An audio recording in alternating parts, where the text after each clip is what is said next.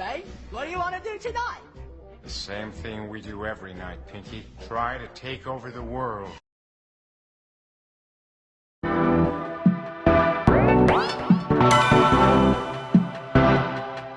You might think that getting into the IT field is impossible without a computer science degree, but Tech Coach Ralph is here to prove you wrong. Get ready for some jaw-dropping revelations on how to break into this lucrative industry. Listen up, tech enthusiasts! Are you ready to break through into the IT field, but feel like you need a computer science degree to make it happen? Think again! Tech Coach Ralph has some exclusive, mind-blowing secrets to share with you. Get ready to be blown away by his jaw-dropping revelations on how to break into the tech industry without a computer science degree. So get your notepad ready, because Tech Coach Ralph is going to change your life forever. Buckle up, because you're about to embark on a journey to success in the IT field.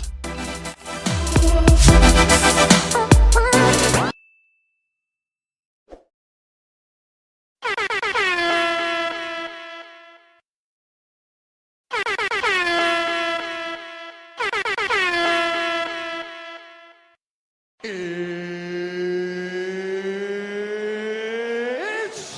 time!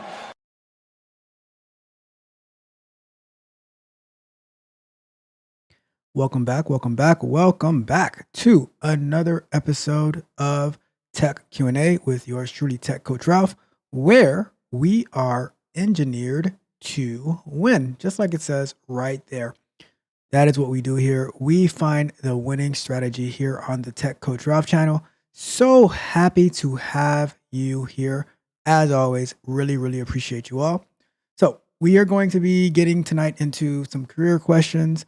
We're going to start off tonight by, I found a list of top 100 software testing interview questions, and I wanted to skim through it real quick throughout the night and share my thoughts and opinion on it. I'm not going to spend like too much time on it, but I did want to bring that up to your attention, my thoughts and things like that. But before we do that, we are going to get into our agenda like we always do at this time.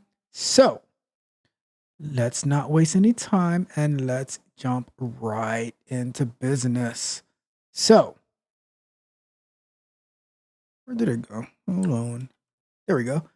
So first and foremost, as always, I want to say thank you to the newest subscribers, as well as the subscribers who's been with me for a very long time. Special shout outs to Mr. Good guy. and to my guy, Don. How is it going, you guys? Like, you guys have been with me for a very long time, and I really appreciate all of you, all the newest subscribers, all the subscribers who have been with me for a while. You guys make it happen.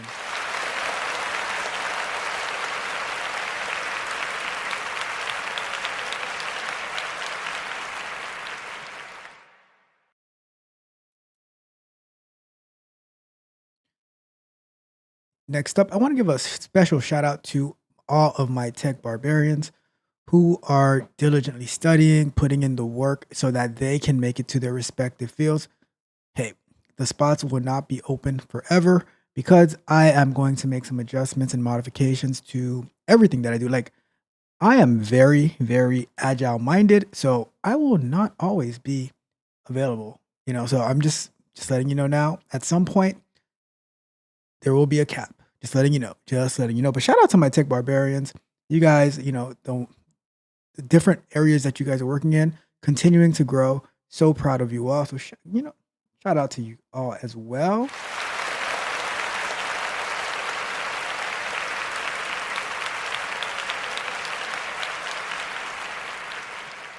So if you don't know by now, you should know the live stream schedule. But for the people who are new, I'm going to run through this real quick. Sunday afternoons, we have software explorations. We are focusing on Terraform. Infrastructure as code. We did some Terraform over the weekend where we were setting up a AWS Elastic container service. Really cool stuff. You definitely want to tune in on Sundays. Tuesday nights, tonight, we have our Q&A.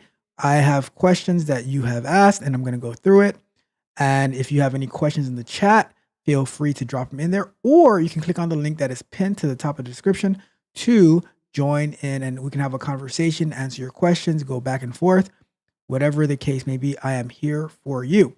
Thursday nights, we have more software explorations focused on QA, and we are working our way through APIs and API testing. So this coming Thursday, we are going to be focused on how to get started with API testing, and it's going to be from a manual perspective, how we can get started with manual API testing and the thought process behind it.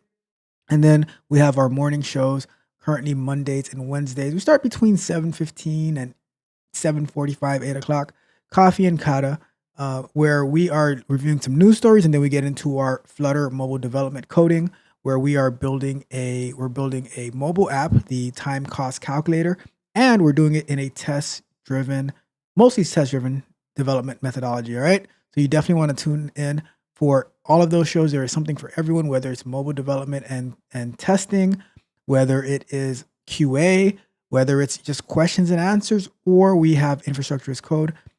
I repeat, I am more than a QA engineer. I am a technologist. All right. So join me on the road to becoming a technologist. Okay. All right. Let's jump into our pre-recorded content. So Mondays, we have Candid Conversation.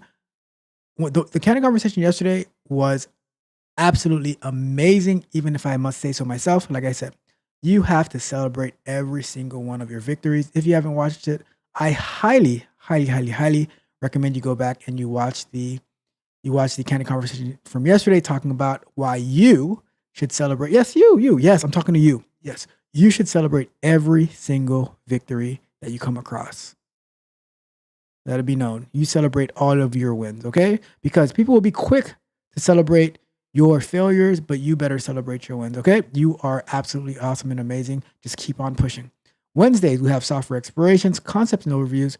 This coming Wednesday, tomorrow, we are going to be getting into details about API testing. So you definitely want to tune in if you're interested in APIs and API testing. This is going to be part 2. Last week, we just got into a general overview of APIs. Tomorrow, we're going to be talking about API testing. Looking forward to seeing you there. Fridays, we have the Bug Bite. This coming Friday, we're going to be talking about, should social media companies be liable for the content that content creators put on their platform, even if it's not illegal, right? So that's going to be this coming Friday. So we'll touch on it again on Thursday. So definitely want to tune in for that. Then throughout the week, we have shorts as well as clips from the Q&A channel. And then I'm also putting some videos for the members only section that I might have spoken about them on a live stream or something, but I'm going to put them for members only because those are direct topics and thoughts and stuff like that. All right. So that is our pre-recorded content. That is our live show schedule as well. All right. So we are going to get into, so the next thing we're going to get into, I just want to touch briefly on this top 100 software testing interview questions. But first, I am also in the process and in the mindset of upgrading software, upgrading hardware, and upgrading multiple hardware and software, so that, because just being in QA, I am just about a perfectionist. So that when I see the video, like when I'm like, man, I can get better video quality than this. I can get better. One thing I hate that happens, like it happened on Sunday, where I had to open up Docker so we could push up an image, and then it started slowing down the computer so badly and stuff like that, and that upset me. So in the next coming weeks, months, there's going to be some definite upgrades to the channel, to the stream, because we are out here to win in every single thing that we do. All right. So stick around for it. We shall see what we're going to come to. Okay. All right. So I wanted to get into this top 100 software testing interview questions, and we're going to skim through a few of them, and then I'm going to give my idea, my perspective on it. Okay. So before I switch to it, well, before that, if you haven't done so yet, do me a huge favor, like the video, share the video, subscribe to the channel, hit the notification bell so you can know every single time that we go live.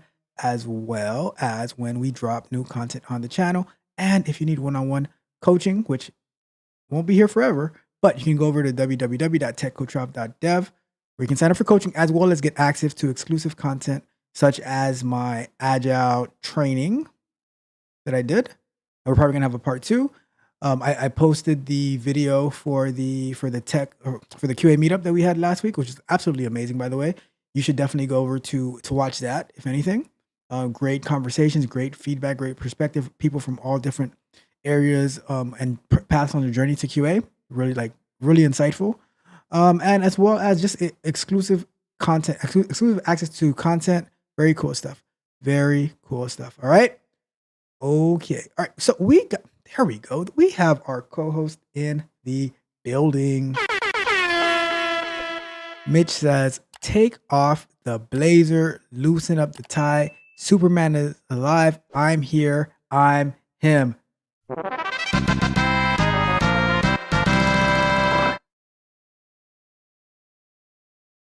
We the best. Thank you for being here, Mitch. Always, always, always appreciated. All right. All right. So, like I said, we are going to get into this topic of the top 100 testing interview questions and answers software testing material. So, this is how I came across it. I was on LinkedIn, and someone who is trying to get into the QA field, QA industry, here in the US, they either shared it or liked it or something like that, said it was very insightful, something to that extent, right? So I'm like, let me see what this is. So, me being in QA for the past 15-ish years, being in tech for the past 20, I said, let me see what they're talking about. And so I just noticed it now that it's also the top 100 software testing questions, right? So that means there's 100 questions that you'd have to go through. So let's go through this, and we'll see why this is important. And I'll even give credit to where this is from, right? So let's go over to the other screen. So we have, and this is created by Tech Drills Solutions, www.techdrills.in. All right, and there goes the email address and a phone number. So let's talk about it. So top 100 software testing interview questions and answers, software testing material. So the very first question on this is, what is software testing? All right. And the second question is, what are quality assurance? I would guess it is, what is quality assurance and quality control? And then what is verification in software testing? What is validation in software testing? What is static testing? What is dynamic testing? All right. So, and then and it goes there's 19 pages of this. 100 questions, 19 pages. But guess what? Going through this, from when I've interviewed people here in the US, I don't know if I have ever asked any of these questions.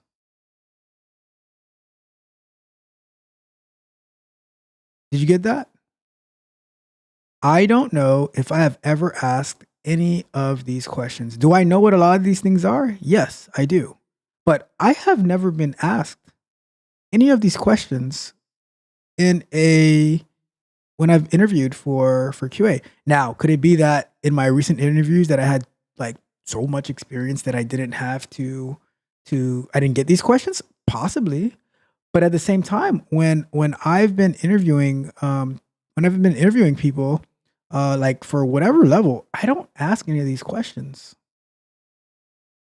See, my expectation is that you have a good understanding of this stuff already. And even if you don't, it's not that hard to pick them up. See, when I'm asking questions, I'm more concerned with how are you going to work, your mindset, your critical thinking. But so my question is now, what would be more valuable For you to spend hours upon hours, days upon days, weeks upon weeks memorizing how to answer these questions, or for you to actually get some valuable insight, do some actual work, put in some actual work where you get to incorporate all of these things, even if you don't know the exact terminology word for word for word for word, but you know that you're actually doing this stuff based on the work that you're doing. Because, for instance, I don't use many of these words. Like in my day-to-day job, one of the largest companies, we don't, and I'd be curious to know, like from the people at Netflix, Amazon Web Services, do you normally use these words? Does someone have to give you explain what validation is, what verification is? We do. We just do. We do the work. So that's why I'm wondering, like, these questions, like white box testing, black box testing, I've never had an instance where I'm saying, oh, I'm going to go do some gray box testing. Oh, I'm going to go do some black box testing. We just do. And we build off like getting that hands-on experience. So that's why I ask, what's going to be more valuable? You spending hours upon hours studying this, where in an interview, they might ask you like 3 of these questions, possibly, versus you doing the work, you writing test cases, you writing defects, finding defects, building something, building a portfolio.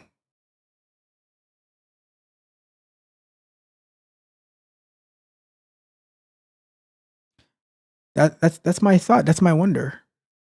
Where are you going to get the most value? Is it studying this thing, hoping that you get asked these questions, but when it comes time to do the work, you have absolutely zero, none, zilch, nada, no idea what to do.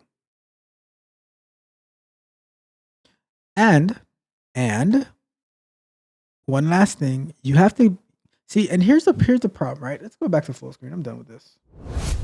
So here's a part of the problem that it almost breaks my heart, because we think that we can gather, or we should gather, knowledge from anyone and everywhere. But here's the deal. You need to focus on the people who are where you want to be and that you have the most likely chance of. So for instance, a lot of the QA information that comes out on how to do QA and stuff like that, it's not related to the type of work that we do here in the States. Their requirements are much different than our requirements here. So if you're looking to do work here, you're going to need to embrace a different strategy and a different mindset than in a different country where they have a totally different criteria for QA, where it might be a lot more robotic, a lot more where you have to study 100 questions and you don't have to actually show any type of particular work. And that's why the QA industry here is changing and is drastically different. So just want you to think about that. Consider that. The source matters. The source matters. If you ask any of my tech barbarians, I don't ask them, like, when I do mock interviews, I don't ask all these questions that you can memorize. I don't care about what you can memorize. I care about what you can do. So that's the message that I have for you. I want you to consider that. Think about that. Think about the source. Think about the style of work. Think about what you're looking for and move accordingly. All right? All right. We're going to leave it at that, okay? We're going to leave it at that. But I'm looking out for you. I am looking out for you. Okay? All right. So now we're going to get into the show. We are going to get into the show. Let's go to our questions. Let's put our timer up.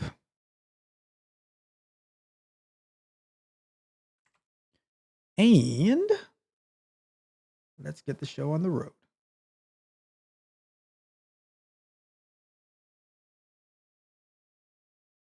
And if you haven't done so yet, do me a huge favor. Go ahead and like the video, share the video, subscribe to the channel, hit the notification bell so you can know every time that we go live or drop new content.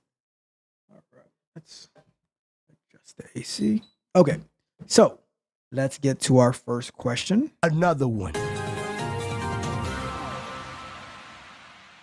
So the first question comes brought to us by a question that I got in the chat from a new subscriber, JT.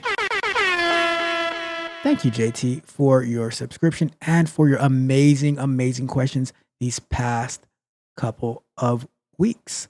So the question is, what is BDD, Gherkins, and Cucumber? Pretty much, can you enhance and touch on the topic of BDD, Gherkins, and Cucumber? And I said, absolutely, I will. Let's start the timer. So to start off, BDD stands for behavior-driven development. It is a method of software development, which it is fairly new. I mean, fairly new that I started hearing about it about 8 to 10 years ago. And I haven't really seen much adaptation to the whole style of software development, but I have seen adaptation to some of the tooling around it. And that tooling in particular would be Cucumber, Gherkins, things like that. So the way that BDD works is that you are supposed to build software based on the behavior of the software, as opposed to, I mean, it has some relation to test-driven development, but it's supposed to be based off the behavior and not like, so when you're writing the requirements, it's supposed to be really, really easy to understand what the requirements are so that the developers can know what to write. The stakeholders can easily know what it's about, what the requirements are. So it makes it very easy. Documentation is very quick, things like that. Now, so now we go into what is Gherkins then, and we're not talking about pickles, right? We're talking about the format, the way that it's written. So Gherkins follows a format of given, when, then, right? Given, when, then. So what do we mean by given, then, given, when, then? So given is going to be your preconditions. When is going to be what is the action that's happening, and then it's going to be the expected results. All right. So we're going to start. So it's going to be like this. Given you have 5 users set up in the database, when I request a list of users, then I get returned 5 users. So that's the thought process behind the Gherkins, and you're supposed to, and behind BDD, you're supposed to make it super, super easy for everyone to understand. So you'd have a business analyst, you'd have maybe a QA, you'd have a developer. They're getting together to hash out what the requirements are given, written in this Gherkins format. And what happens is now if we keep going a little bit further, now when it comes to development, so the intention was you can generate, like, and this is where Cucumber comes in, you can generate part of the code that needs to be written based on that. And then now you just, so like it'll create like the function and stuff like that. And then from there you can like fill in the actual code that's going to make the software, the application perform what it's supposed to do. So that's where like Cucumber comes about. And with Cucumber, so from what I remember, Cucumber was specific to Java, although they might have expanded it to more. But let's take Java for instance, right? So inside of Java with Cucumber, you have what they call a feature file. And inside of that feature file, you're going to say, okay, what is the feature that this feature file is going to be like the requirements that is describing, okay? And then you're going to have different scenarios for that feature. So the scenario would be like, I mean, I don't have an example of a particular feature, but let's say we have a feature of user login, and then the scenario is going to be valid user successfully logs in, right? And then you're going to say, so now you're going to say, when given I have credentials for a valid user, and the username and password is ABC, password is 123. When I go to the login page and I enter the username of ABC and I enter in the password of 123, then, and I click on the login button, then I should be taken to the My Account page. So that's one scenario. Another scenario would be when a user with invalid credentials logs in. Now it's going to be the same scenario. So when I given that I have a user with invalid credentials, when I enter the username of XYZ and the password of 456, and I click the login button, then I should be given an error message of invalid login. And the idea also behind BDD was that it should be super descriptive. Super descriptive. What do I mean by super descriptive? So one of the things that was said was there is no such thing as a bug in BDD. It's only undefined requirements. You got that? So that was the concept behind it, and that way now that all of that gets translated into Cucumber, and then you write the code around that to make it happen, and that's how the software would be developed. Now, like I said, from what I've seen, it hasn't been adapted exactly in that context. I'm sure there are some people who do it out there, but what I have seen is that companies will use it for QA and the likes, right? So for instance, at my company, we don't use Cucumber, but we use Behave, which is pretty much the Cucumber for Python, right? And we have our feature files, and we write all of our tests that way, and then we'll have the code to make the tests run. Very cool, very nifty, and we will definitely be getting into, like, after we're done with API testing, because JT requested, we are going to be getting into BDD, Cucumber, and Behave, and Gherkins after we're done with API testing. That's a fact, though. All right. So that's the plan for moving forward. But that is a quick insight and overview on BDD, behavior-driven development. Repeat after me: behavior-driven.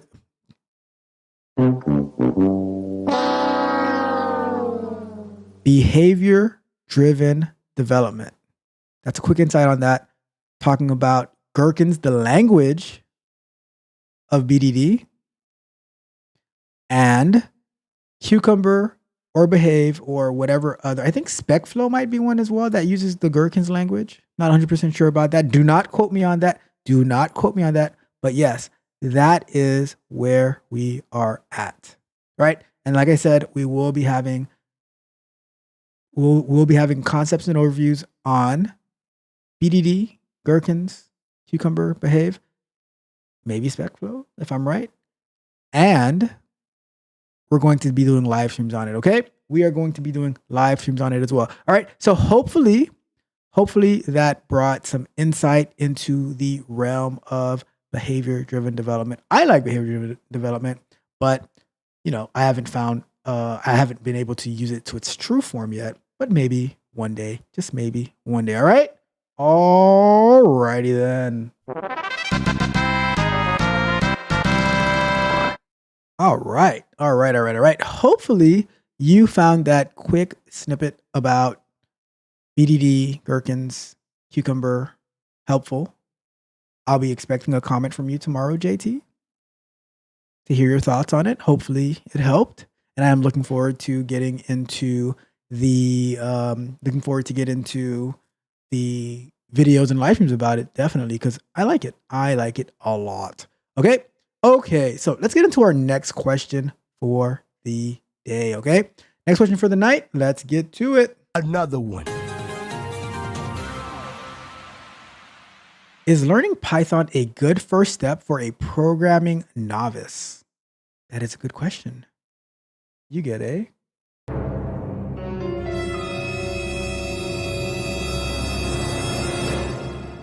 I'm 28, and over the last 4 years, I've been working my way to a management position from an entry-level job that requires no technical skills whatsoever. I don't have any degrees. I found myself trapped because I don't really have room to move up anymore, but without a marketable skill like programming. It's difficult to match or exceed my current pay of $79,000. Money. Thank you for your patronage. I think programming could be a good direction to pivot into, but I have no experience in the space at all. Is taking a Python course a good first step, or is there something even more beginner friendly or necessary before taking on Python? I also don't know if programming would actually be enjoyable to me, so I'd like to get some exposure that would help me decide if it is even the right direction to go in. So that is a great question, I must say. And I will say this. I think that we will start the clock.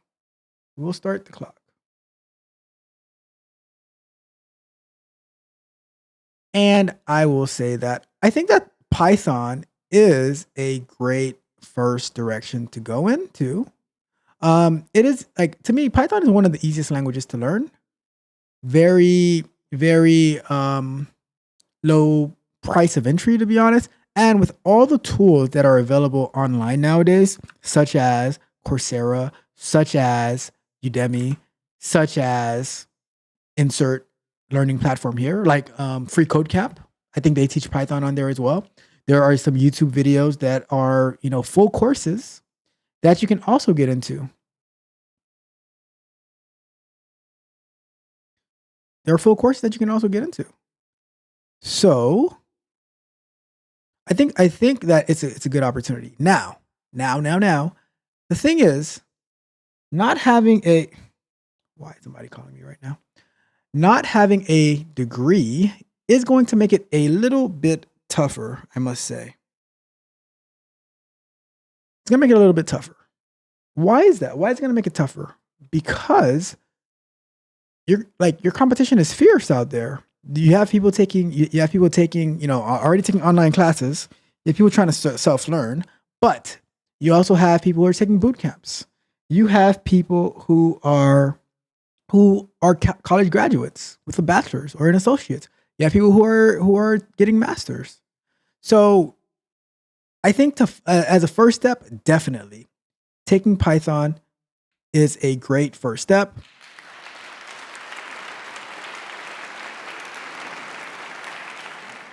But keep in mind, it cannot be your only step. And you should definitely not be disappointed in a pay of $79,000 a year. That is a lot higher than the average, although that with inflation and depending on where you live, that might not be the most feasible for you. But I digress. I think you should definitely, the number one advice that I always give, go for the lowest price of entry. So if it is following along on a YouTube video to get the basics of Python, then by all means go with that.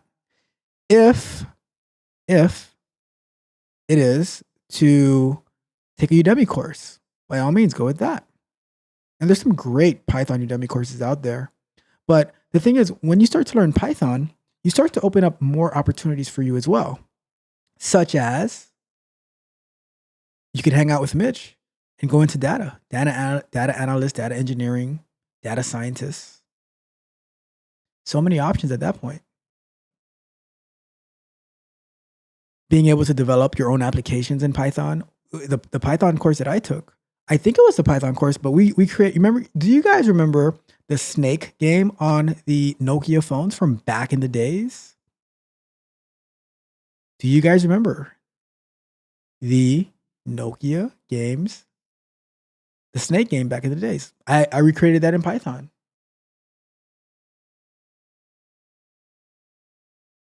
Automating a bot to apply for jobs for you using NumPy. What was the other one? PyPlot. So many different things. Machine learning is an option. And this is all through, like I told you guys a story the other day. My cousin, when she was doing her master dissertation, big word right there. Shout out to me for the big word. But I helped her write Python code to do some crazy cryptography type triangulation, fingerprinting thingy-majigger. And I didn't know anything about Python at the time. I knew Java, but I was still able to help. So I do think that Python, if it's your first step, it's a great first step, but you cannot let it be your only step. You're going to need some education around it. You're going to need some thought process about how to actually develop software, the concepts. Because many people, they will go to certain places. I will not say what places those are, Mitch, because I know you'll get me going on a rant. But they will go to certain places and they will learn the technical aspects and skills, but they do not have any concepts on how to think, why we're doing the things that we're doing. They don't have the engineering mindset or the engineering concept. So if you do end up liking Python and you see that it is a good first step for you, you like programming, then you will have to continue your education so that you can excel in the field. All right? Alrighty then. And before we move on to our next question, do me a big favor. Go ahead and like the video, share the video, subscribe to the channel, and hit the notification bell so you can know every time that we go live and drop new content. And if you need exclusive content, exclusive tech content, QA content, if you need one-on-one coaching, go over to www.techcoachralph.dev where you can sign up for a plan today. Okay? Okay. All right. Let's get some water.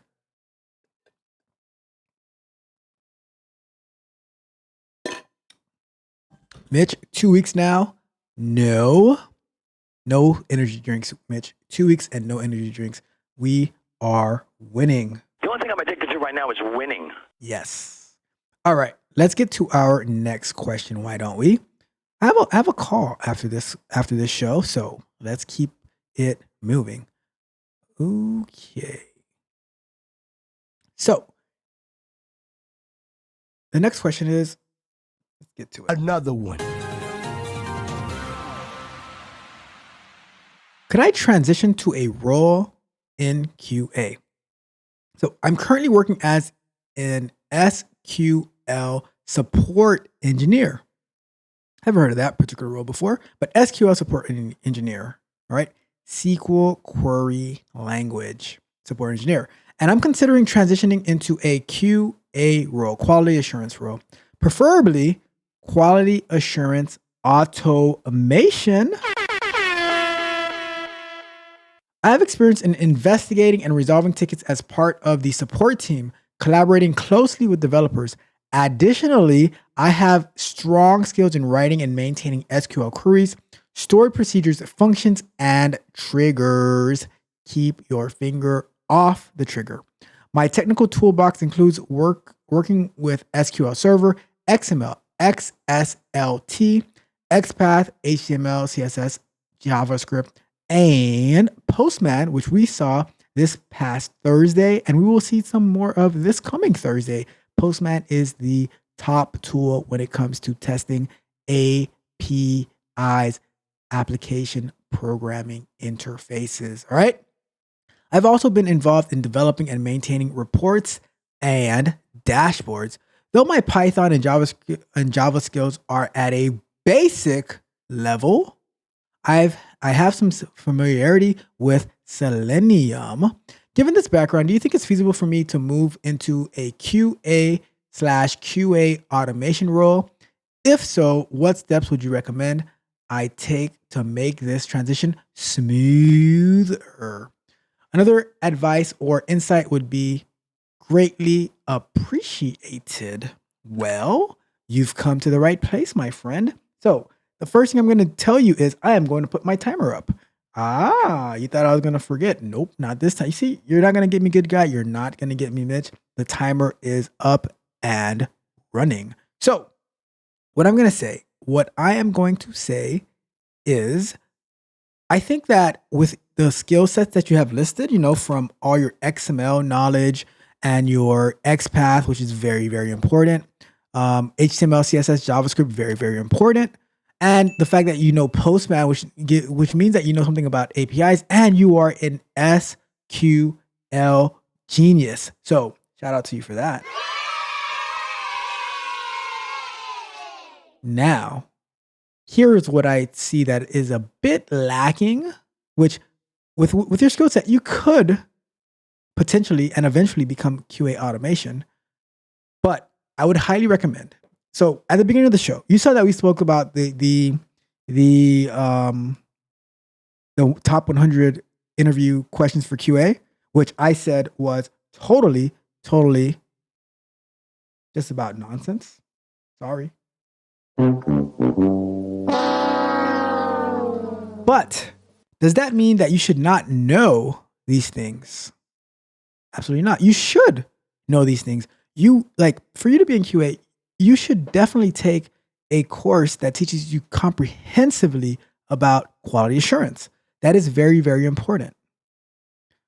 But the thing is, what I always tell you, you cannot harp on the theory. You can't neglect the practical and stick to the theory, because many, many people, they will be stuck like white on rice, like flies on. They'll be stuck on it because it's something that it's easy to touch. It's easy to grasp because I can study for this and I can see, am I right or am I wrong? I can go and take some certification that absolutely nobody cares about. They don't care about it, but they sell it to you and they say, you have to go and take this. You have to go and take this. And then you do it. And then you spend the money on the certification and then nobody hires you.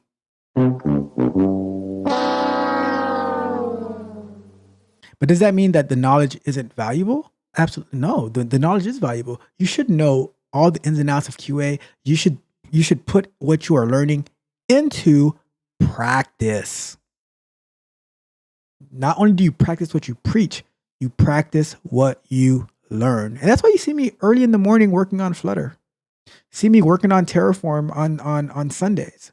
I'm learning it as I go, but it's clicking. Now it's making so much more sense that I can contribute to the Terraform work at work.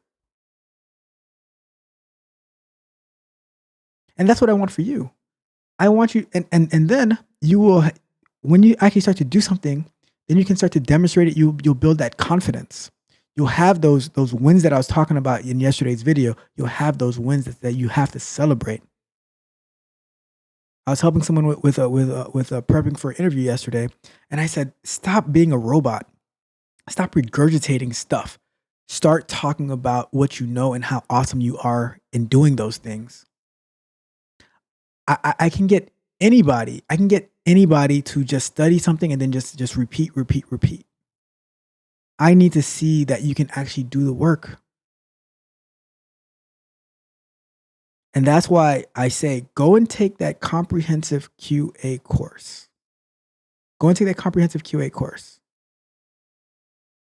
and learn how to do all those things. But while you're learning the concepts, you're actually getting practical application. That is what you need. You need the practical application. All right. So I think you're on a good path. And I think if you do take that and also take a either Python or Java course as well, because you said that at the basic level, you want to go into QA automation. I think you have the skills to go into QA automation. And if you're working for a company that has QA automation, I always say my greatest advice is try to transition within. So many people, they're like, oh, I want to go and do this part in tech. And then I'm going to quit my job and go somewhere else. And then you find yourself applying for 3,652 jobs and a half with not even one callback. Not even one callback. And as DJ Khaled says, it breaks my heart. It breaks my heart. But that's why I say you have to use every single opportunity to your advantage. All right? So I think you have a great runway, but be careful, be smart, put in the work as always. All right? All righty then. All right. So let's take a look at the Chizat real quick. So Mitch was agreeing with the data stuff, data engineering, data science, data analyst, so many different things that you can do with Python and data. All right. And we have, all right, let's, I have to wrap this up. Give me a second. All right. We have,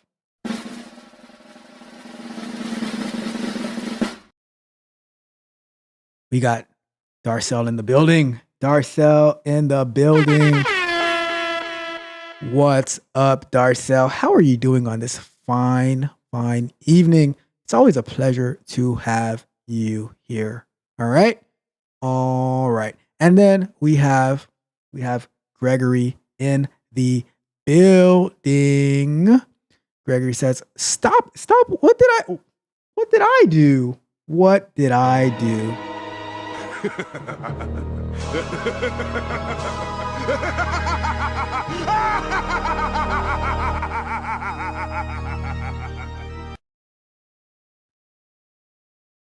And I've seen it. I have seen it, Gregory, where certain institutions will say, if you want to qualify for a refund, you have to see, and that's the thing, you guys don't read all the fine print. I go and I check the refund policy and stuff like that, and they'll tell you that you have to apply for 400 jobs. Is it 400? I think it's 400 jobs a month for the first 6 months. And then after the first 6 months, it has to be like 100 a month or something to that extent. 50 a week. I forgot how the number breaks down. All right. Now, that comes out to like 3,000 something for the year. And I don't know, if it was me, after like 1,000, I'd be like, all right, this something's not right. You know, so I mean, probably after like 150, I'd be like, something's not right. But you know, yeah, I'm telling you. And we have Twisted Pup TV in the building. What's up, Twisted Pup TV? And Darcel says, built my daughter. Oh, you built your daughter a bed today. Oh my goodness. Shout out to you and your daughter. And if no, see, I told you guys Darcel was a celebrity. And if no one did this for you, Darcel, after you doing that hard work, I salute you.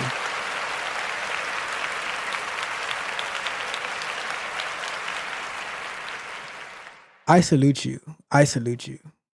All right. Because that is awesome. I remember when our son was just about, well, actually, no, he was already born actually.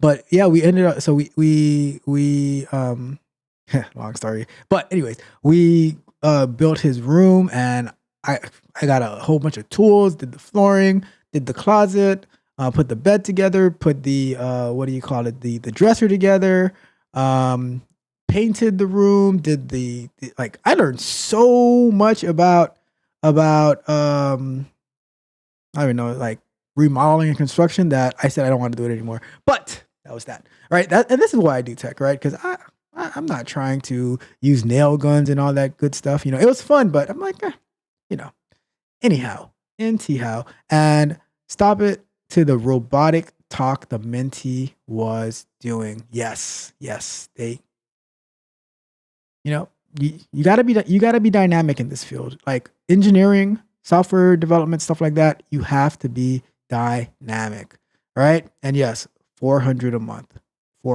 and they even break it down to how many per week. So my question was, okay, well, what if someone does 94 in 1 week and then 96 the following week? Does it balance out? I'm pretty sure they're going to be like, oh, nope, you were supposed to do 95. You did 94. You're out of there. You are out of there. No refund for you. No refund for you, right? No soup for you. Okay? Okie dokie. And yes, Darcel the Builder. All right, let's get to our next question. Before we do that, if you haven't done so already, do me a big favor. Go ahead and like the video, share the video, subscribe to the channel, hit the notification bell so you can know every time that we go live and drop new content. If you need exclusive access to me, go over to www.techcoachralph.dev. Okay. Next question. So I want to hear your thoughts on this too, right? I want to hear your thoughts about this. Another one. Would you rather work 40 hours a week, making $55,000 a year, right? Or 60 hours a week, making $130,000 per year? Let's assume both jobs are remote and both are Monday through Friday. The $55,000 a year job is easier, but there's a big but. The $130,000 a year job is harder.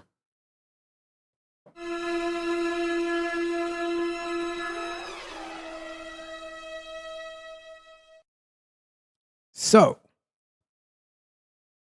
what do you guys think, huh? Get this off the screen. So, the 55, start the timer. 55 working 40 hours or 130 working 60 hours. So, is that a hard decision? Is that a hard decision at all?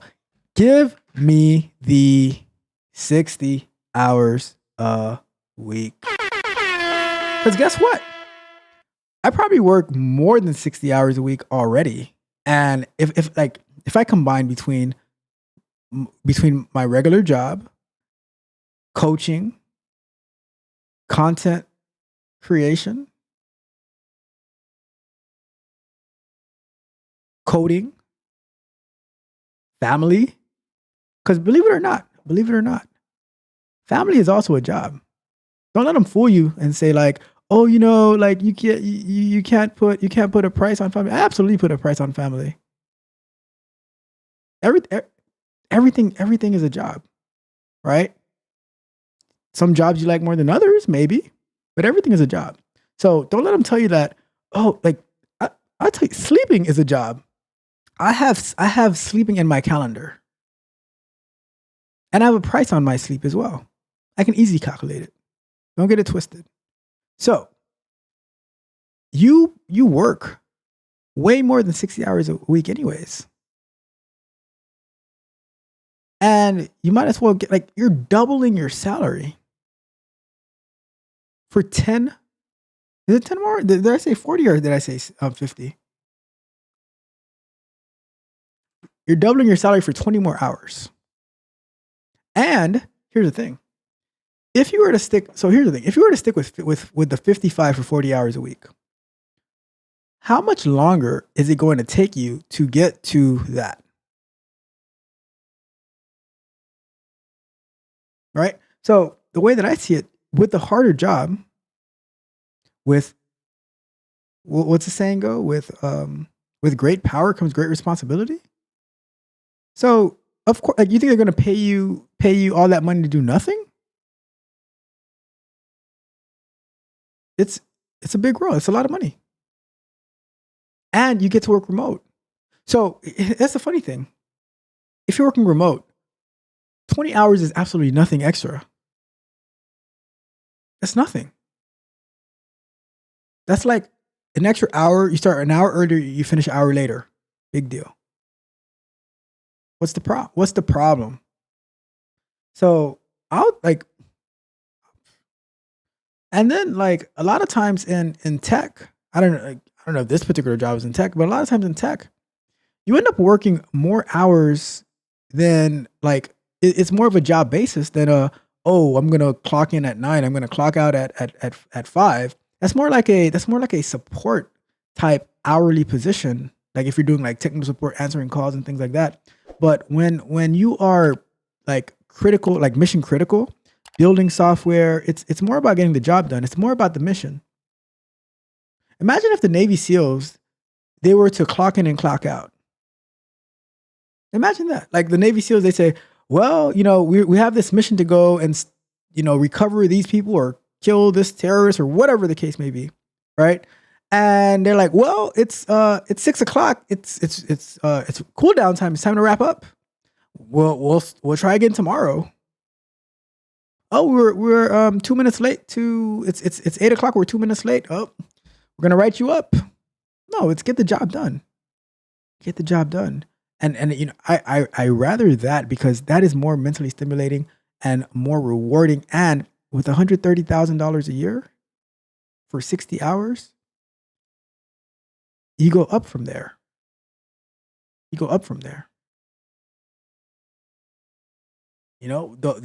you're talking about only working 40 hours for $55K for an easy job and making that even a option or consideration, that, my friend, sounds like the Victim Olympics.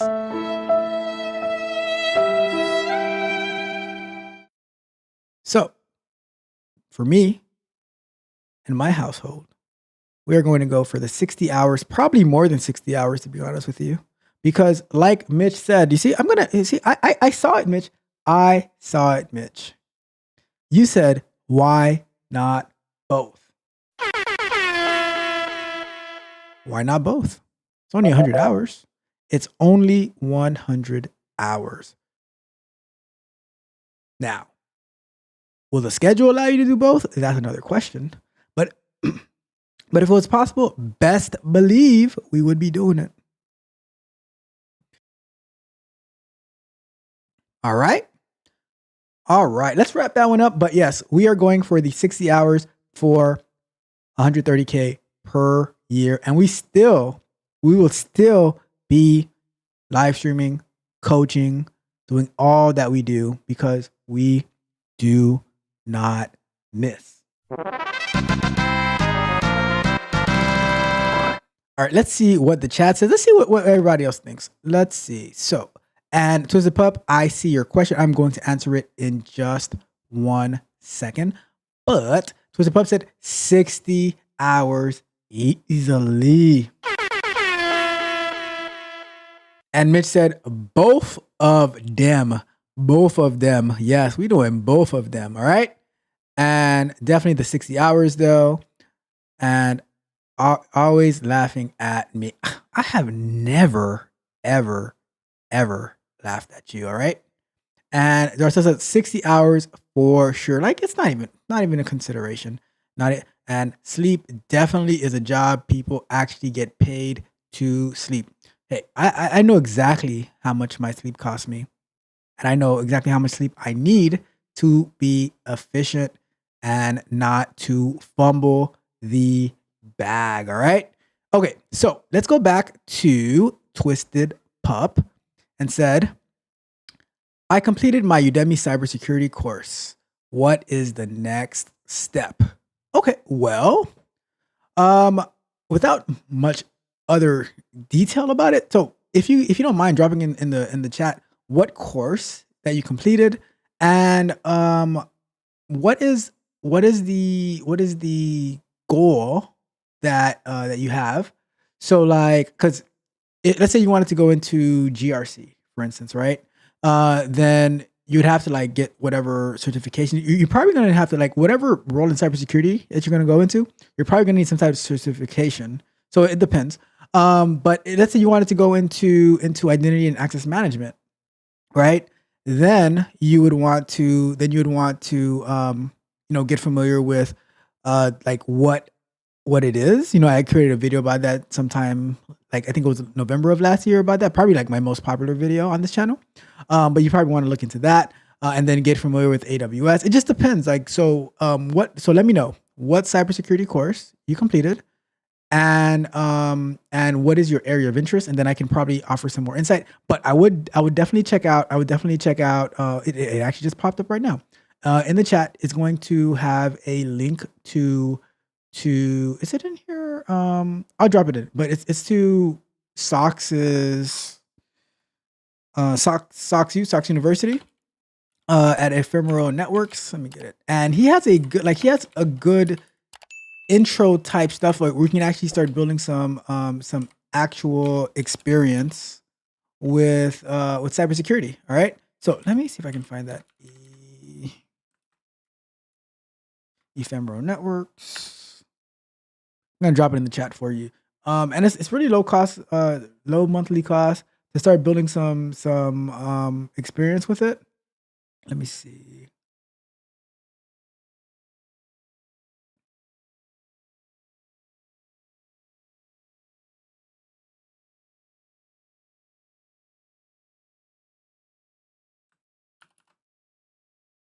So I'm gonna drop this in the chat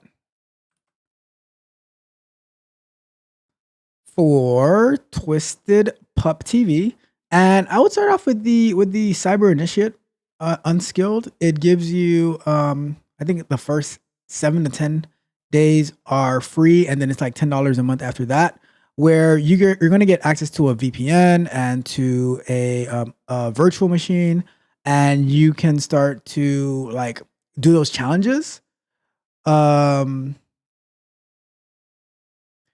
And yeah, so I would say check out the Sox University, because it is going to it's going to be a little bit more tailored and detailed, and you'll get added to Sox's Discord, where if you have any questions or issues, I'm in there as well, and we can help you and guide you through that. So I would definitely recommend checking out, and I'll put it on the screen for everyone else as well, the Ephemeral, it doesn't show the whole thing, but Ephemeral Networks, cybersecurity online training. Yeah, and I think that'll be like a good spot to get into. Like for that one, it's $10 a month. It's not that expensive, and you're gonna like. I got some feedback from it when we were doing the beta testing, and it's super super helpful and insightful.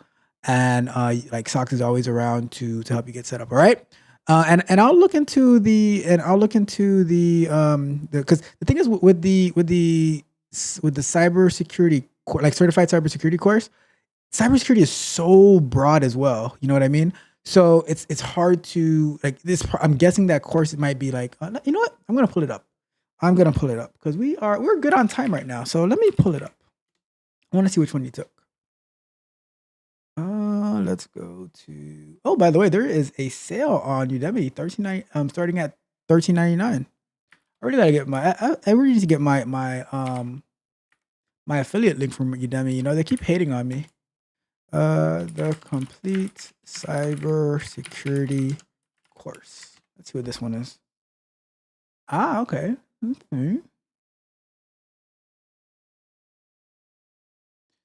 And why don't we just share the screen and take a look at it together?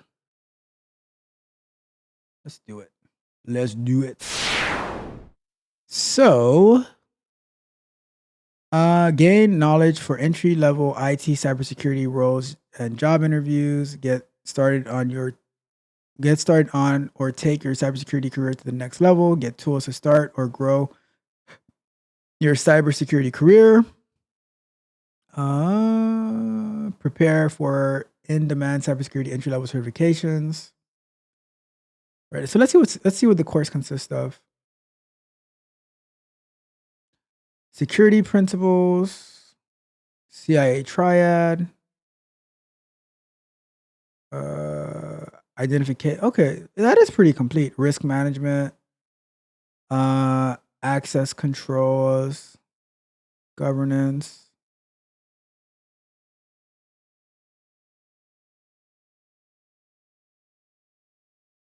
Incident response. So they pretty much touch on everything from what I'm seeing here. Access controls, physical security, logical access, domain, network basics and definitions.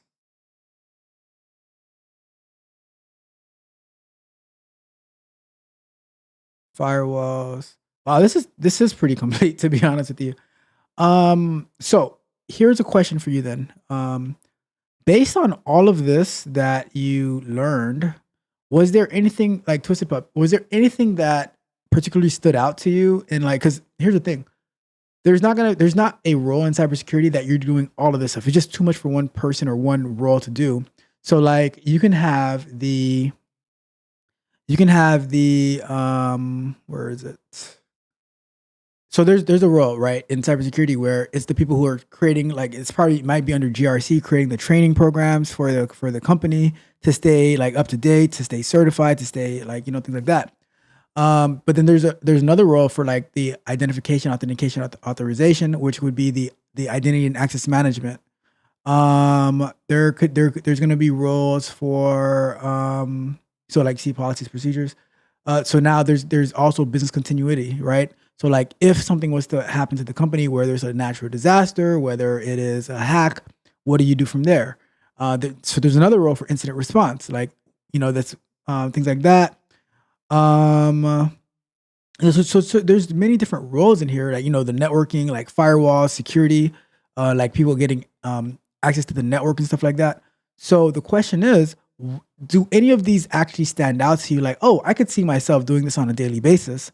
And then from there, you can start to navigate to see, okay, I like the identity and access management, setting up who is authorized and who is not authorized to get here and what permissions did they have to go to. So that's something for you to think about, something for you to consider. All right. But you let me know and we can go from there. But definitely, I would highly recommend signing up for Stocks University Cyber Initiate. This one right here, Unskilled, and learn from the amazing content that Socks has put out there. All right. So great question. I really appreciate. You know what? And guess what? Yesterday's Candid Conversation topic was celebrate your wins. Have you celebrated you completing this Udemy course already? Your first step into the field of cybersecurity? Have you celebrated? Because if you haven't celebrated, right? If you haven't celebrated, this is what we're going to do. We are going to do this, right? We the best. And The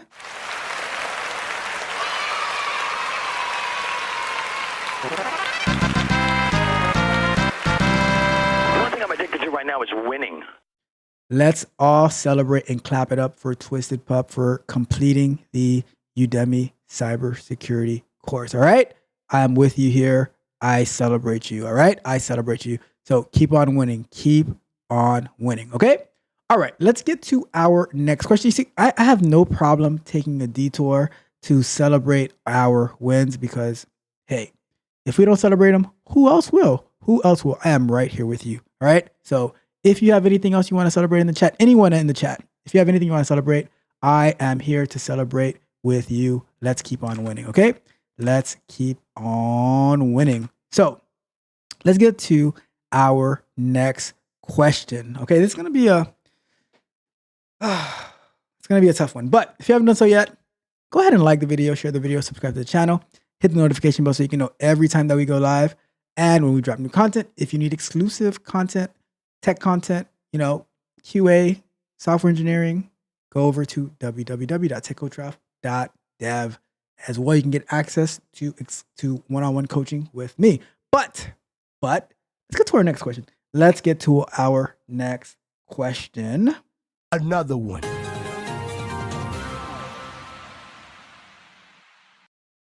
My wife was unimpressed by Vim. Please advise.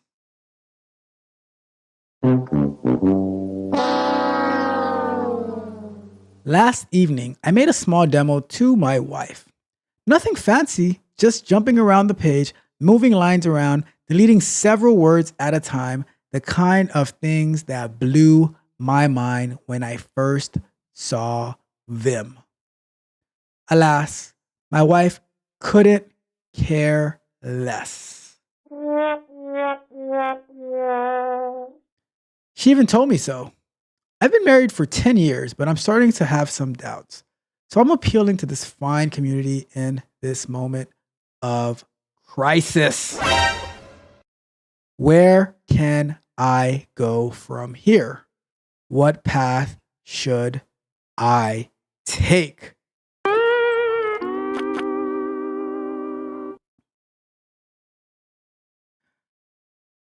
I'll tell you this. I'm going to start the timer. So,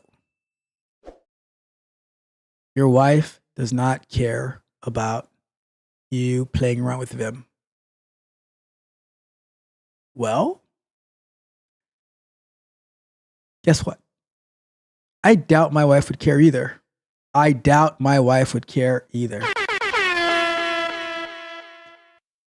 Why do you, number one, why do you want her to care about you using Vim? All right, first and foremost, do you guys know what Vim is? Do you know what Vim is? So Vim is it's like an editor in the terminal, which you can use on Linux, you can use on Mac. They might have something you could do with it on Windows, but I'll even show it to you. I open up a terminal and we're gonna go to, let's go here. And we're gonna do, so we have our terminal and we're gonna say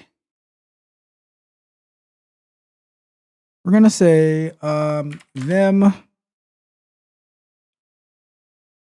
Mitch is the best.txt. And so now I can say I to go into insert mode and I say, I really appreciate Mitch co-hosting and monitoring the chat.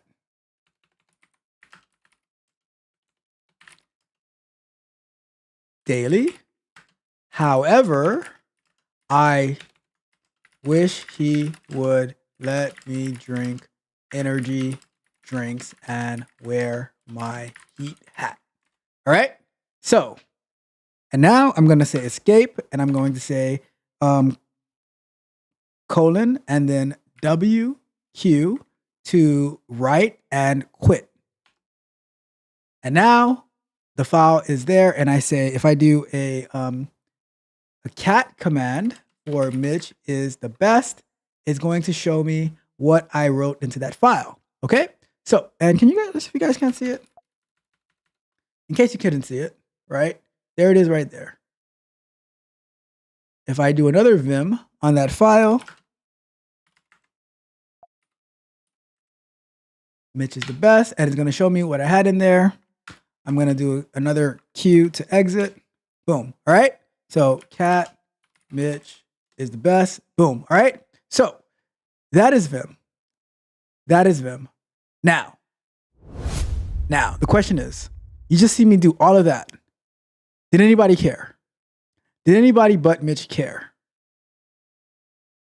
I didn't. I wasn't super impressed by it. So if we are all tech people here, right?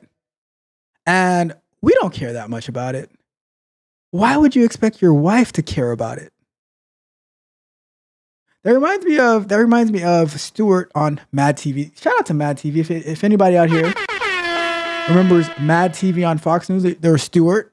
And then he would be like, look what I can do. And then we. And it's like, Stuart, nobody cares. Nobody cares, Stuart. So, I mean, when I have an absolutely amazing Sunday playing basketball, Money. Twisted Pup TV, you are too good for me. Shout out to you for that $10 super chat. I can't stress it enough. I appreciate you. I really, really appreciate you. All right. Shout out to Twisted Pup TV for the $10 super chat, holding me down as always. But let me get back to the story real quick. Let me get back. You know, I have to acknowledge my people. But so I might have an amazing day at basketball, and I might have hit like 10 3-pointers over Fabio, right? Don't tell Fabio I said this, but I might hit like 10 3-pointers over Fabio. And I'll get home and I'll tell my wife. I mean, I won't tell her because if I told her, she's like, oh, cool. And I'm like, this was amazing. It was an amazing day. She'll be like, oh, cool. Because a lot of times your wives just don't care about the stuff that you care that much about. And I'm okay with that because I'm not asking her to come and watch me play basketball, just like I'm not asking her to come and watch me code. That's why I stream on YouTube for that. I stream almost every single day, writing code. And the ones who want to see it, they see it. And the ones who don't, they don't. And I'm okay with that. So I think that you should also be okay with your wife not giving two flying damns about your Vim, right? Because Mitch, did you care about the Vim statement that I just wrote? Exactly. All right. So don't let your wife get to you. Continue to push. Continue to. Why don't you just create a YouTube channel and just do Vim all day on YouTube? I'd watch it. Probably not, but you know, I might.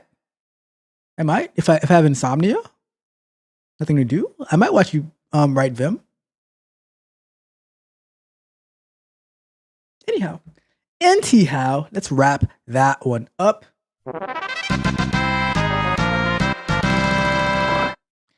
And I think we have another celebration coming soon. So, thank you as well for that. I appreciate it, Twisted Pup.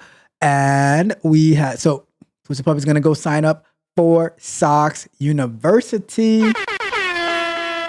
Make sure you join the Sox University Discord. That way, if there's any issues that you have, we will help you get it taken care of. You're going to get a welcome email once you sign up, and then you'll get access to the Discord, and you'll have Sox in there. And guess what? Breaking news. I spoke to Sox this morning, I believe it was. He was away working on some secure work related stuff, but he's back, and and Sox University is about to blow up. All right. And we have Daykiss Jet in the building. I think we are in tune for another celebration. Because I finished my Oracle DB class. By the way, the group I was in did an excellent job on our project.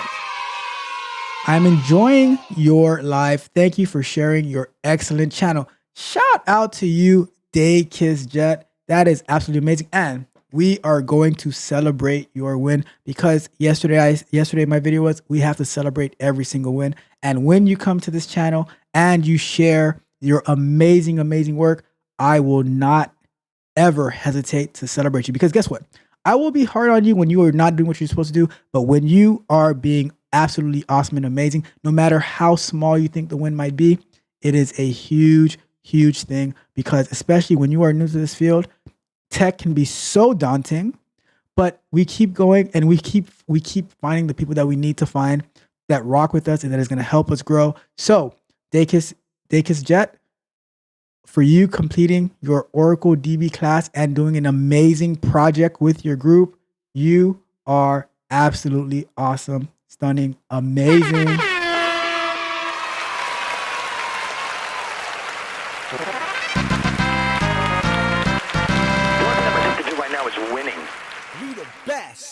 Appreciate you. That's Let's get it. awesome. So proud of you. Keep it up. Keep it up. And as you continue to get more wins, do not hesitate to stop by the channel and let me know, because everyone here is rooting for your success, and we will be right by your side cheering you on. All right. So keep up the great, amazing, amazing work. And we have a hater in the building saying, man, you trash in basketball. I can tell. Well, you might be right about that. You might be right about that, because I have, that's not going to talk about that. Might be right about that. Anyways, NT Ways will not pay Mitch any mind on his. We're supposed to be Android brothers, Mitch. We're supposed to be Android brothers. And this is, and see, I even wore the Florida Marlins hat for you, and you're talking to me trash in basketball.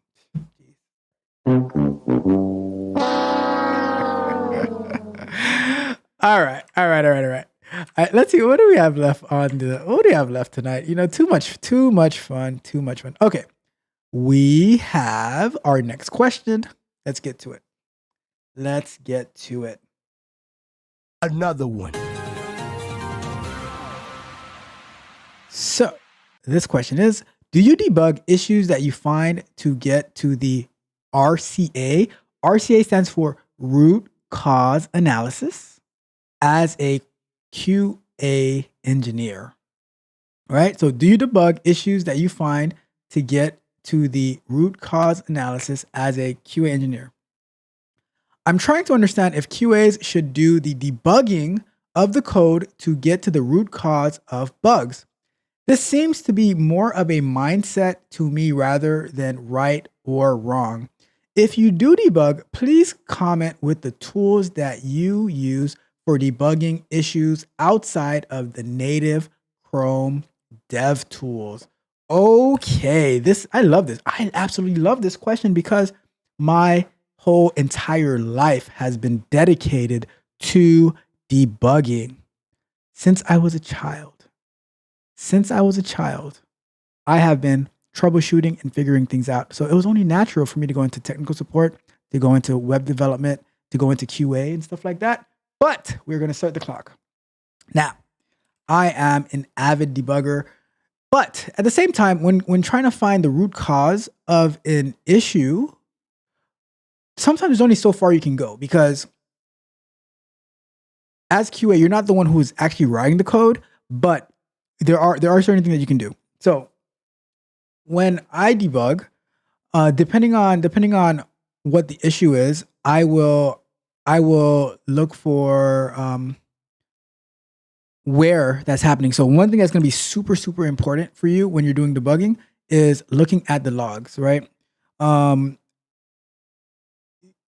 There's different ways you can see the log depending on like how your system is set up. So for instance, we have a software that all the logs are feeding through that you can use to debug in that way. However, at another company, I had actual access to the servers that the application was running on. So if there was an error that happened, I can just see the logs directly on it, which I tend to like a little bit more because it's a little bit easier to see. But that's neither here nor there. Like the fact is, if you can see where the error is happening in the code, that's going to give you a little bit more insight on why it might be happening. And then another thing that you can do as well is, if like in the past, what I've done is launch the code locally from my computer, and that way I'd run the test on my computer as well, so that when I see an issue happening, I can pinpoint where it might be happening. But it depends on the size of the application that you're working on, because sometimes it's just not possible. You got me? So that's one thing. But debugging, like, you should always debug as much as you can, but you don't want to take it to a point of diminishing returns. Got it? So many, like, there's tons of tools to debug, right? So for instance, like I said, there's the logs. like a tool like that we used in the past that we've tried was Grafana during one of our cybersecurity weeks, where it would aggregate the logs and you can go from there. There's other tools like Sumo Logic that you could use, which is very similar to what Grafana would do. There's Splunk, so many different tools. And then along with debugging, so outside of the Chrome developer tools, I use like, let's be specific about the Chrome dev tools, right? Using the network tab is very important to see like what are the network responses that are happening. Using the console to see what type of like JavaScript errors that might be creeping in, which is very, very helpful for React. Now, there's also some Chrome plugins for React, specifically if you are working on a React site. That's going to be super, super helpful for you to be able to use and to see like why things are breaking, where exceptions are happening and things like that. Another tool that was mentioned at our QA Connect meetup was Charles. I had totally forgot about Charles, but Charles is an absolutely amazing software that it serves like a proxy. So all the information that's flowing through your computer, every information, like everything that's flowing through your computer is getting logged by Charles, and you can actually look up what's going on and things like that. So it's also a very helpful tool, right? So, but the debugging itself, it's like you have to think of debugging more than the tools and trying to find out why things are happening, what could be causing it, where it can be caused, and then it's because like when I report defects and bugs and issues to developers, I try to be as specific and concise as possible so that I have done my due diligence, so I can know that like things are like what's working, what's not working, and I can report all of that, right? You're not always going to be able to find the exact details, but the more information you can provide, the more the developers and the engineers are going to appreciate the work that you did and the time that you spent, so that they can like focus on like, let's fix the issue and not trying to figure out exactly what the issue is. But at the same time, there's only so much that you can do. So it can take like, it's a team effort, right? One thing that when we have to do actual official root cause analysis for maybe a defect that got into production, we do it as a group. So I might start it off and then we meet as a group, me and the engineers, and we talk about it and say, okay, this is what happened, and then how can we prevent this from going in the future? But if it's just an issue that's happening like during development and you find it, do as much research as you can, and it's more about how you explain the issue, how you document the issue, and relay it to the developer than you finding like pinpointing exactly in the code what's going on and things like that. So that's the balance that you want to try to find. Okay. So, but I think the idea, the mindset is 100% right. And you said that there's no right or wrong. I would say that you're right. There's no right or wrong, but the goal isn't about being right or wrong. It's about adding value. And I say, if you embrace the mindset of being thorough and having that debugging mindset, then you're going to bring more and more value to your team and you will be appreciated a lot more. Okay. All right. And it says, I would put the rat hand signal you mini. It's fair. It's fair. I can't debate that. I cannot debate that. All right. And Daykid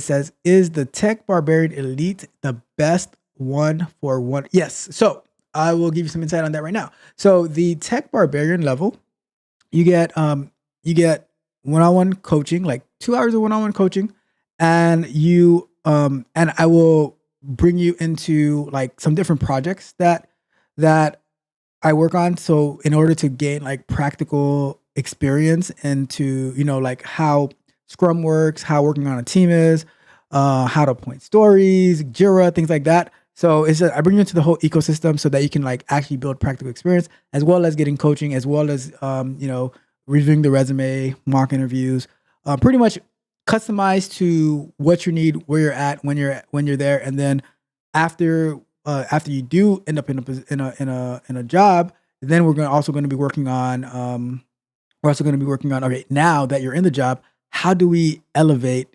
and grow in that position, and then how to maneuver to get to the best spot. So that is all the things that I offer with the Tech Barbarian plan.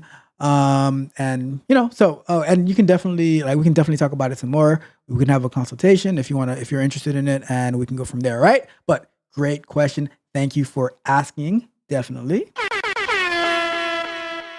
All right. We have one more question for the night. All right. That question is, before we get to the question, if you haven't done so yet, do me a huge favor. Like the video, share the video, subscribe to the channel, hit the notification bell so you can know every time that we go live. And if you need additional one-on-one coaching or exclusive content, go over to www.techcoachralph.dev. All right. So last question of the night, unless someone in the chat has a question. All right. Unless someone in the chat has a question, we'll definitely answer that. But the last official question of the night. Another one. How to practice Python. I'm currently learning Python, still a noob, but I'm really enjoying the online course I'm following. However, I'm missing some practice opportunities to help me get really familiar with it and to check if I really understand what I just learned. The course I'm following has an assignment at the end of each chapter, but those assignments often only require 5 to 10 lines of code. I have also found a website with practice projects like building a hangman game, but the website just immediately gives you all the code.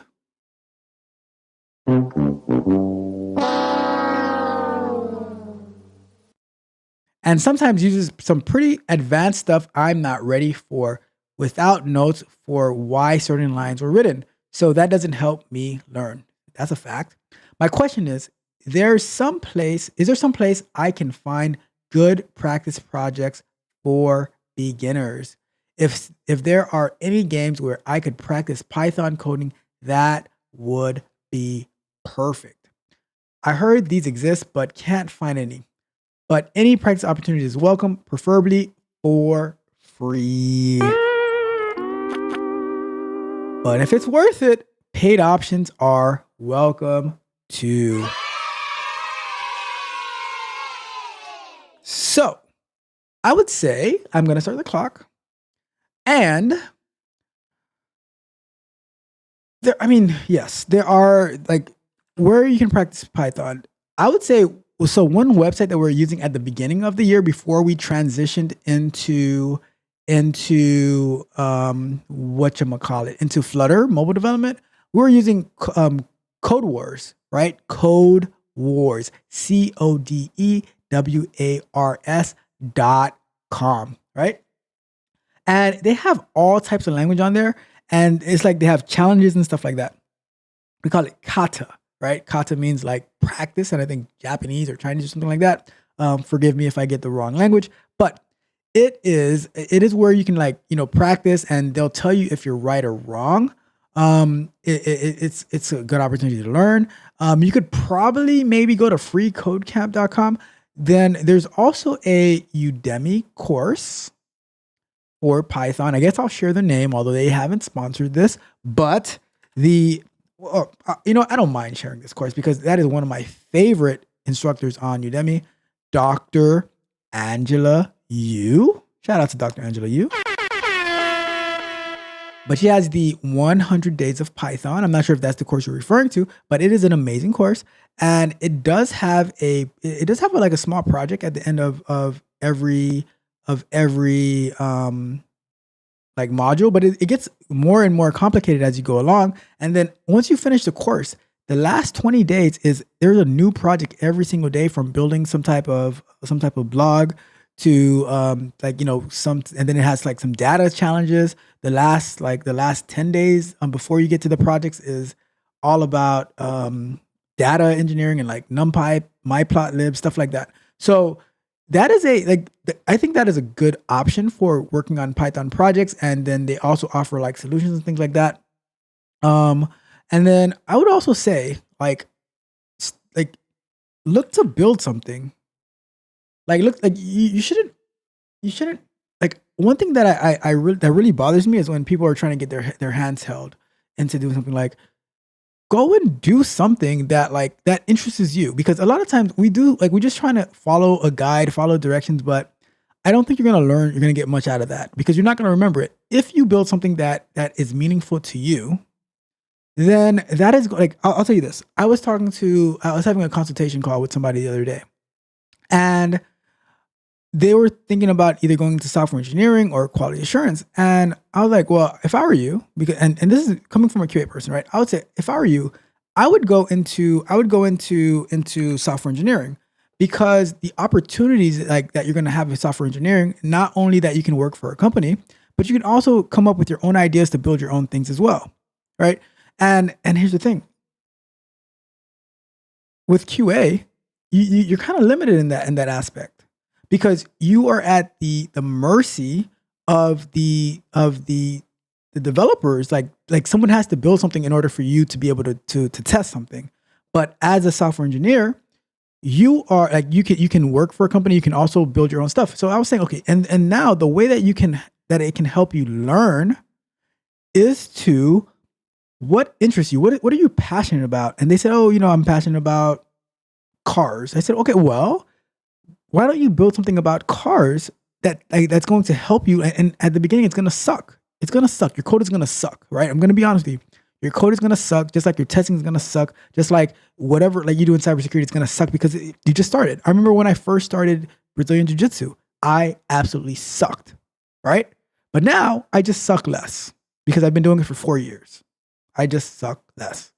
Am I great? Absolutely not. But I'm better than I was on my very first day. Sometimes I doubt that, though. Sometimes I'm like, I feel like worse than I was on my first day. But you get better over time. So you just have to start. And I said, why don't you, if we work together, we can build something that interests you. And that way you're going to want to work on it. You're going to want to put in those 60 plus hours a week working on it. It's not going to be something like, oh, it's just like, they're telling me to do this and I just want to get it over with. I hate that mentality. I hate that mentality. Like when I hear that mentality, I'm like, this is me. This is exactly what I do. I hate it here. I want to go home. That's how I feel when I hear people like, oh, I just want to get it over. No, you want to work on something that's going to be meaningful to you, that you're going to be absolutely passionate about. So, and that was my advice. I'm like, let's build it. And then from that idea, I'm like, oh, and think about all the different things you can do with this idea about cars. Simple as that. All right. So I think that many different places that you can learn, but at the end of the day, you want to come up with your own idea, build something that you're passionate about, and then ask for feedback, ask for code reviews, ask for insight, ask for help. And with the tech community, someone is always willing to help you, because although we might be very, very introverted, but when you come to talking the stuff that we care about, we will not shut up. All right. So that is my advice to you, for you to get better and learn more about Python. All right. Alrighty then. And with that being said, we have reached the end of our questions for tonight.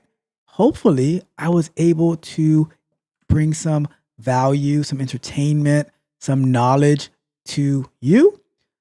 Let me know. Let me know in the chat or in the comments. And if there's no other questions, we are going to wrap it up for tonight. All right. Let me get this timer off. And before I go, the question that I have for you, the question that I always have for you, because I've answered all of your questions tonight. And I know you have already liked the video, shared the video, and subscribed to the channel, and you've hit the notification bell as well. So the question I have for you, see, I don't have to ask you to do that anymore. The question I have for you is, Are you not entertained? Are you not entertained? Is this not why you are here? I know that we are way more than entertained. We are informed. We are educated. we are celebrated. All right. And because of all that, I mean, all we do is win, man. You know that. All we do is win. And we have my guy Darcel said, always a great stream. All right. Thank you so much. I appreciate Thank you, Darcel. I really, really appreciate that. That means the world to me. And as Mitch said,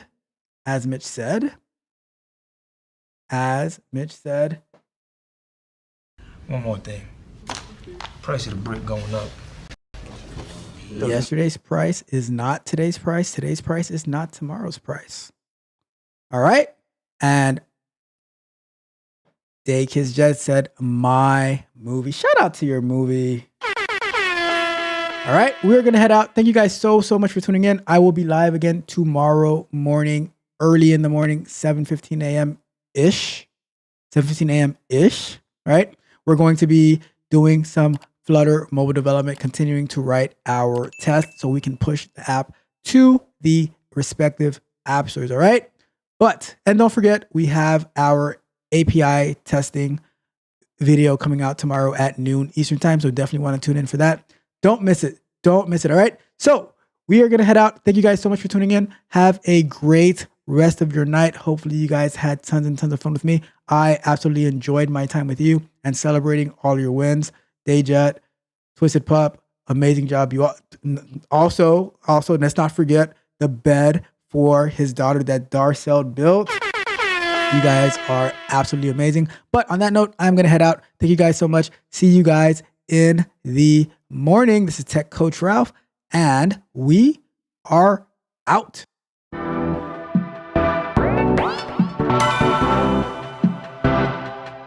You might think that getting into the IT field is impossible without a computer science degree, but Tech Coach Ralph is here to prove you wrong. Get ready for some jaw-dropping revelations on how to break into this lucrative industry. Listen up, tech enthusiasts. Are you ready to break through into the IT field, but feel like you need a computer science degree to make it happen? Think again. Tech Coach Ralph has some exclusive, mind-blowing secrets to share with you. Get ready to be blown away by his jaw-dropping revelations on how to break into the tech industry without a computer science degree. So get your notepad ready, because Tech Coach Ralph is going to change your life forever. Buckle up, because you're about to embark on a journey to success in the IT field.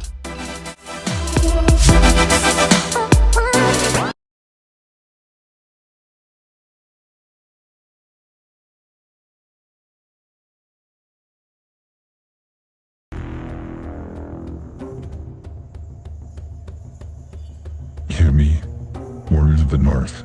Today we have tasted the sweet nectar of victory. Our foes indeed defeated, and their lands are now bowed before us. The gods themselves have favored our glorious deeds on this glorious day. We have shed blood, sweat, and tears to claim this land. Our relentless spirit, our unyielding determination. These are the very essence of our people. It's been our ancestors rejoice in the halls of Valhalla. For today, we have added to their eternal glory. Our victories will echo throughout the ages, and our names will be etched in the annals of history. But let us not forget the price we paid, the brothers and sisters we lost. They now feast in the hall of our forefathers, watching over us with pride. Their sacrifice has paved the way for this moment of triumph. Having celebrated this conquest, let us also remember that our journey is far from over. More land awaits our conquest, more battles upon us forth. Let the fire in our hearts burn ever brighter, for there is no limit to what we can achieve. To those who dare stand against us, let them tremble in fear, for they shall witness the fury of the northern storm, the wrath of the untamed barbarians. Today we celebrate our victory. Tomorrow we set our sights on new horizons, uncharted land where our banners will fly high. We are Vikings, we're barbarians, we are masters of conquest.